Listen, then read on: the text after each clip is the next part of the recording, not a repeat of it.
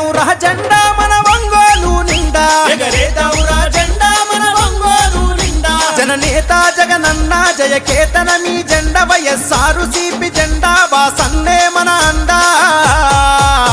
దండెత్తి కదులుతున్నడే అన్న వాసన్న, గుండెల్లో నిలిచినోడు బాలినేని వాసన్న.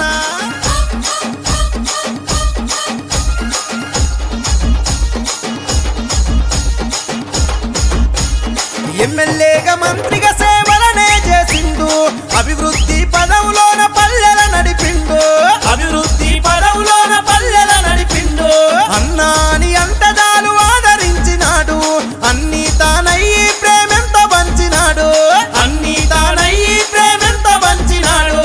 ప్రకాశము జిల్లాలో పేరుగల్ల నేత మన ఒంగోలు నాయకుడై మార్చను తలరాత. పాటిస్తే తప్పబోడురా అన్న వాసన్న, మరి మన మదిప్పనోడు బాలినేని వాసన్న.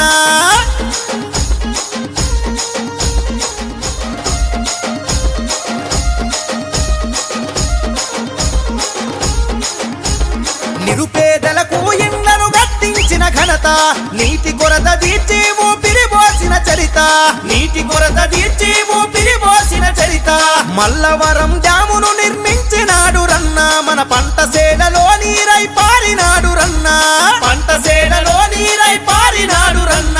వైద్య విద్య సదుపాయాలెన్నో అందించే పేదల పెన్నిదిగా అన్న పేరు తేవాలని ఎంతో పోరాటం చేసి తీసుకొచ్చారు. అట్లే జగనన్న పథకాలన్నీ మీ అకౌంట్లో పడి మీకు ఇబ్బంది లేకుండా మీరు మొబైల్ మీద డిపెండ్ కాకుండా చేస్తున్నాడు జగనన్న. అట్లాంటి జగనన్న అక్కడ రావాలి, మళ్ళీ సీఎం కావాలి.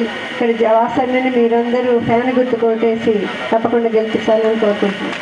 ఈ డివిజన్లో కార్పొరేటర్లు వచ్చిన తర్వాత ప్రతి డివిజన్లో కూడా 2 కోట్ల నుంచి 8-9 కోట్ల వరకు అభివృద్ధి పనులు, అనేక అభివృద్ధి పనులు చేస్తూ ఉంటే ఏ అభివృద్ధి చేయలేదని చెప్పి అప్పుడు కూడా టీడీపీ వాళ్ళు అందరూ మభ్యపడుతున్నారు. కాబట్టి మీకు అన్ని ఒకటే చెప్తున్నా, మనకి వాసన్నే రావాలి. ఎందుకంటే మన మంచి నాయకుడు, మనకి ఇల్లు కట్టించే నాయకుడు, మనకి ఇళ్ల పట్టాలు ఇచ్చే నాయకుడు, మనకి పథకాలు అన్నిటి కూడా రికమెండ్ చేసే నాయకుడు, మీరందరూ కూడా సంతోషంగా ఉండాలని కోరుకునే నాయకుడు. కాబట్టి మనకు వాసన కావాలా వద్దా? వాసన కావాలా వద్దా? వాసన కావాలా వద్దా? మరి కావాలంటే మనం ఏం చేయాలి? మనం ఏం చేయాలి? మనం ఏం చేయాలి? మన గుర్తు, మన గుర్తు, మన గుర్తు. మన డివిజన్కి సంబంధించి వాసన్న గారిని ఏ పని అడిగినా వెంటనే ఆఖరికి నైట్ 10:30 కూడా ఆయన శాంక్షన్ చేసి మరి కమిషనర్ గారికి ఇన్స్ట్రక్షన్స్ ఇచ్చి మరి శాంక్షన్ చేయించడం జరిగింది. దానిలో భాగంగా 80 లక్షల రూపాయలు మరి మురుగు కాలువలకి మంజూరైనవి. మరి టెండర్లు అయ్యి ఉన్నాయి. మరి కోడ్ ప్రాబ్లం వల్ల, ఎలక్షన్ వల్ల కొంచెం డిలే అవుతుంది. ఎలక్షన్ అయిపోయిన వెంటనే అవి మొదలు పెట్టడం జరుగుతుంది. అలాగే మంచినీటి పైపు లైను కొన్ని ప్రాంతాల్లో, శివారు ప్రాంతాల్లో, పార్కు ఏరియాల్లో మంచినీటి పైపు లైన్ కొరకు 40 లక్షలు శాంక్షన్ అయినాయి. అవి కూడా మంజూరు అవుతాయి.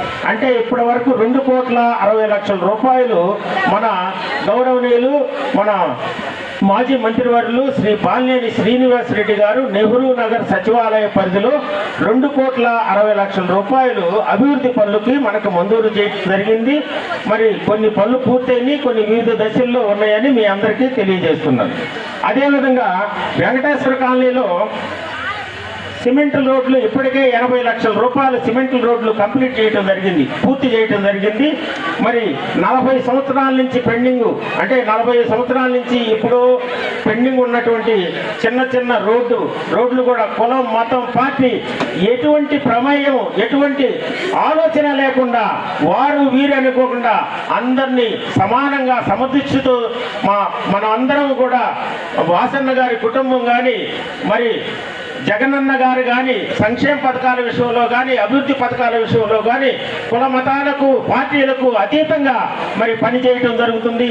అది మరి మహిళామ తల్లులు, ఇక్కడ ఉన్నటువంటి ప్రజలు గమనించాలి.